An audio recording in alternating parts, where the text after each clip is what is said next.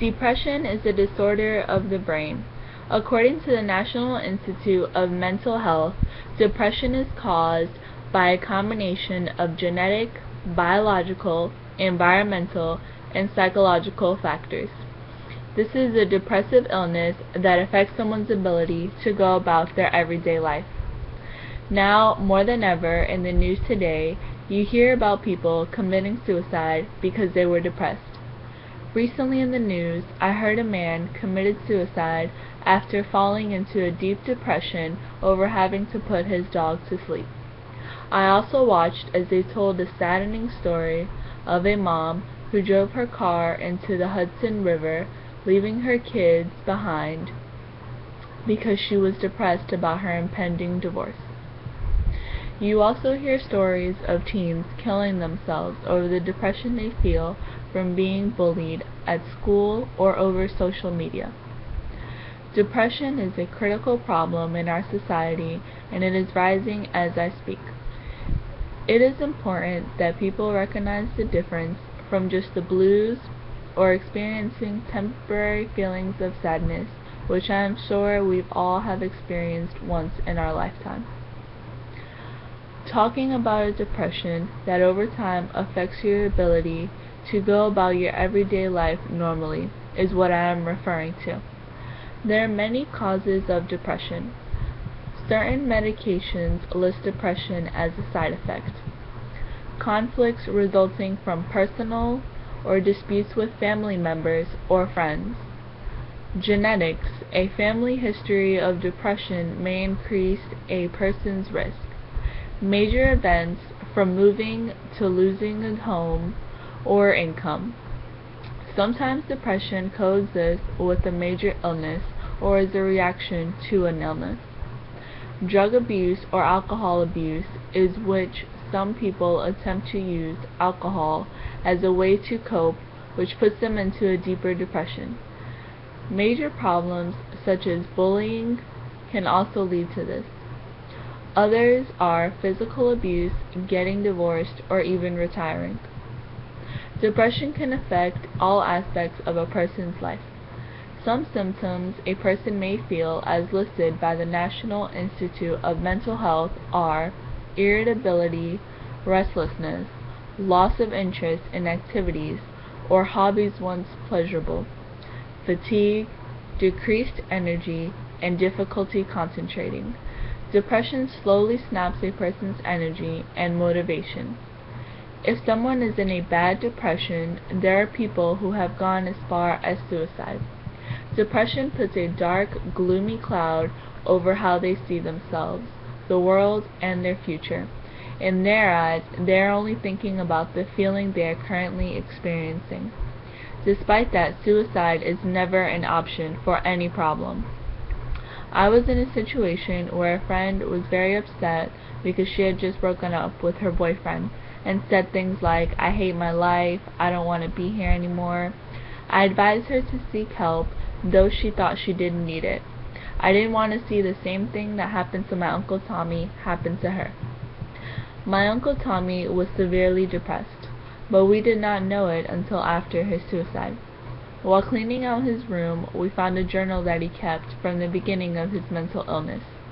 In the journal, he expressed how sad and lonely he felt. If there is something that I learned from Uncle Tommy's suicide, it is to watch for warning signs of a depressed person. Also, to talk to someone if you think you are falling into depression. Don't hold things inside, no matter what you think people will think of you. Talking or seeking help is a sign of strength. Do not be afraid to seek help. Some believe that depression is the result of a personal weakness. Being that I am in the military and I work in the healthcare sector, I see a lot of people who come back from deployment with depression problems that choose not to seek help for their problem due to the stigma that seeking help is only for the weak. That is just not true. It is a sign of strength and control you have over your own life to make necessary changes to make things better for yourself. There are plenty of options that you can choose from when seeking help. One option is medication. as stated by the NAMI, National Alliance on Mental Illness. It often takes 2 to 4 weeks for antidepressants to start having an effect, and 6 to 12 weeks for antidepressants to have their full effect. In some cases, people have to try various doses and different antidepressants before finding the ones that work in combination. It is believed that family and friends see the improvement by the use of antidepressants before the depressed person sees it themselves. A second option is psychotherapy. As defined by Merriam-Webster's dictionary, psychotherapy is the treatment of a mental or emotional disorder or maladjustment by psychological means, especially involving verbal communication, as in psychoanalysis, non-directive psychotherapy, re-education, or hypnosis. An option that is 90% effective in reducing symptoms, as documented by the NAMI, is electroconvulsive therapy.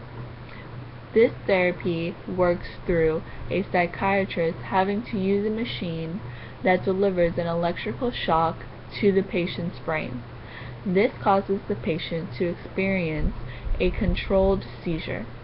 The seizure causes activation of neurons throughout the brain and changes in many of the chemicals in a person's brain.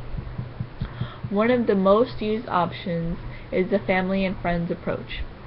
They can help a depressed person in many different ways. They can provide much needed support, love, and encouragement. Depression destroys self-esteem and confidence, and family and friends can help a depressed person feel worthwhile.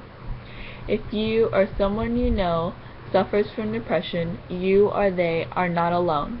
According to the World Health Organization, depression is common, affecting about 350 million people worldwide.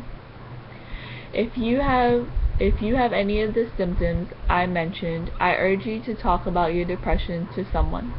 If you see someone that is going through what you think is depression, help them.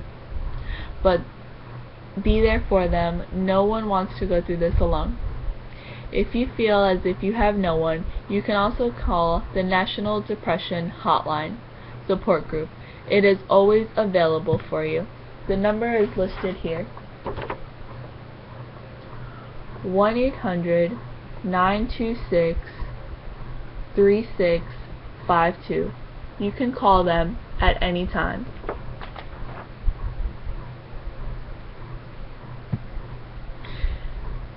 If you feel as if you have no one, no matter if you think this is just the beginning or if you feel like your depression is out of control, seek help.